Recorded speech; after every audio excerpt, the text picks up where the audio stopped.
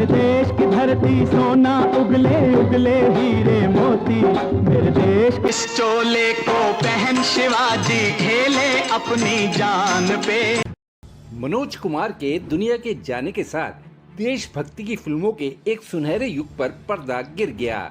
Actor, director, producer और film writer के तौर पर मनोज कुमार ने अपने हुनर का लोहा मनवाया, लेकिन एक सवाल उठता है कि उनका पॉलिटिकली झुकाव किस पार्टी की ओर था।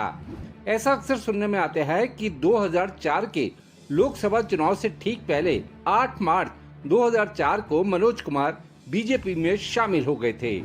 क्या वाकई में ऐसा हुआ था?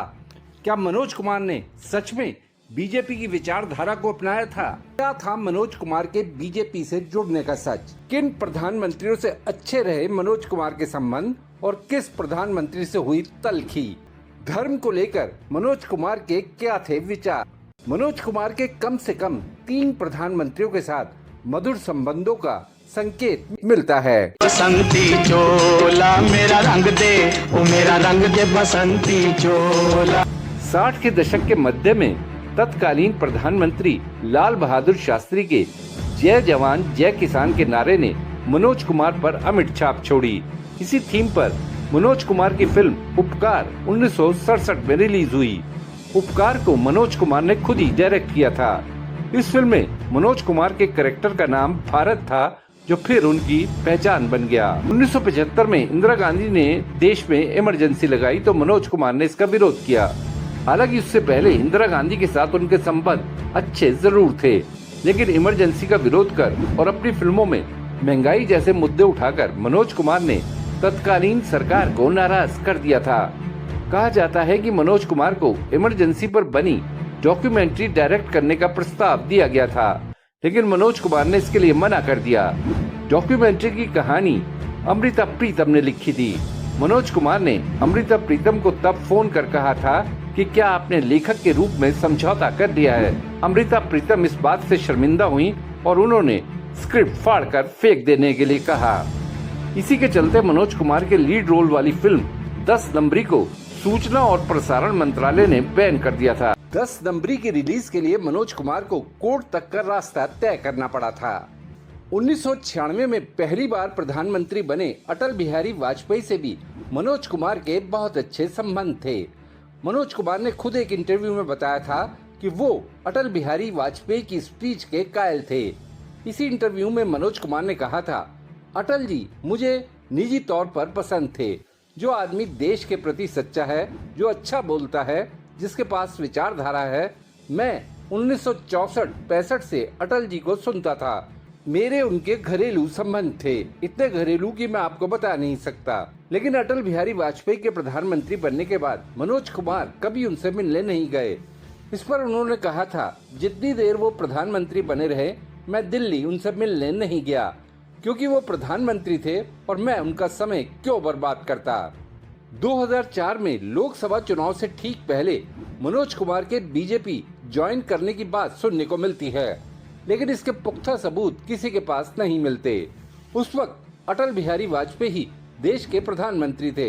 हालांकि बीजेपी की ओर से इंडिया शाइनिंग के नारे के साथ लड़े गए उस चुनाव में बीजेपी हार गई थी। हालांकि मनोज कुमार ने खुद बाद में साफ किया था कि वो पॉलिटिक्स या किसी भी राजनीतिक दल से हरगिज तौर पर कभी नहीं जुड़े।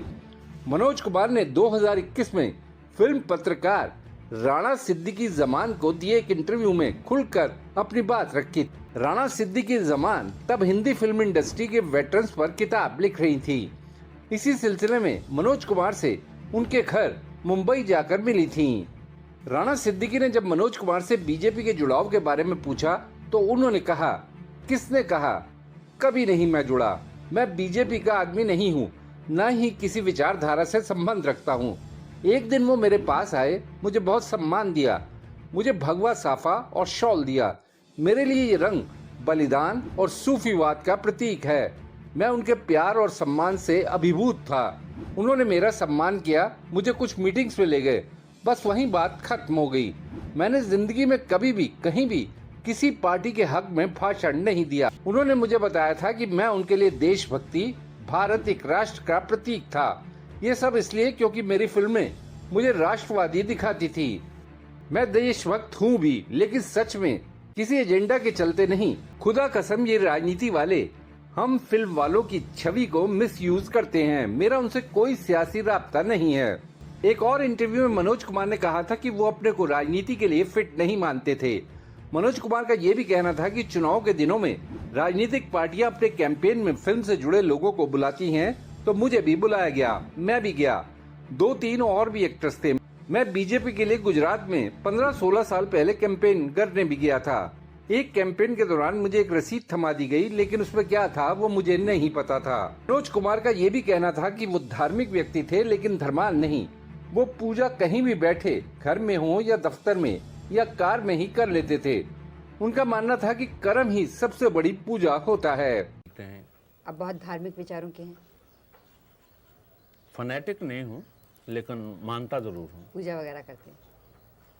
कोई ये निश्चित नहीं है कि इतने बजे करनी है। मैं गाड़ी में चलते हुए कर लूँ, जब उसका नाम आए कर लूँ, और सबसे बड़ी पूजा तो काम है। बहरहाल मनोज कुमार अब इस दुनिया में नहीं हैं।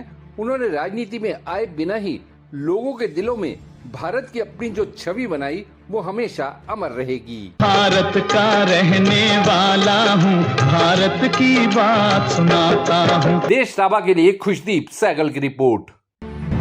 आपको ये वीडियो कैसा लगा, या अगर आपके दिमाग में कोई सवाल है तो कमेंट बॉक्स में जरूर बताइएगा। वीडियो पसंद आया तो लाइक शेयर करना ना भूलिएगा।